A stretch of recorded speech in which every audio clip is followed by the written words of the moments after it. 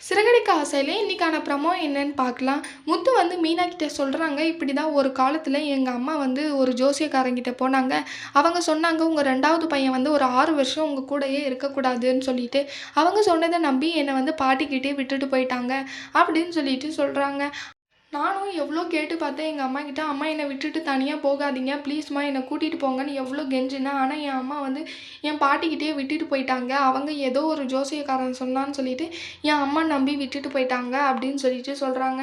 ஆனா ரவியும், மனோஜ் மட்டும் அம்மா கூடயும், அப்பா கூடயும் மட்டும் இருந்தாங்க. ஆனா நான் மட்டும் தான் என் பாட்டி கூட இருந்தேன். அந்த வயசுலயே நானு அம்மாவோடைய பாசமும், அப்பாவுடைய பாசமும் அவ்வளவும் புரிஞ்சுக்காம நானு அப்படின்னு முத்து சொல்றாங்க.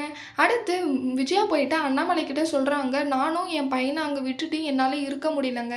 அப்படின்னு சொல்லிட்டு ஃபீல் பண்றாங்க. அந்த டைம்ல தான் ஒரு ஃபோன் கால் வருது. அத வந்து அண்ணாமலை கிட்ட சொல்றாங்க. அந்த ஃபோன் வந்து முத்துவா தான் இருக்கும். நான் போய் பேசிட்டு வரேன்னு சொல்லிட்டு போறாங்க. அந்த ஃபோன் கால்ல என்ன விஷயம் சொல்லியிருப்பாங்கன்னு அடுத்து வர்ற ப்ரோமோல பார்க்கலாம். இந்த வீடியோ பிடிச்சிருந்தா லைக் பண்ணுங்க. பாய்.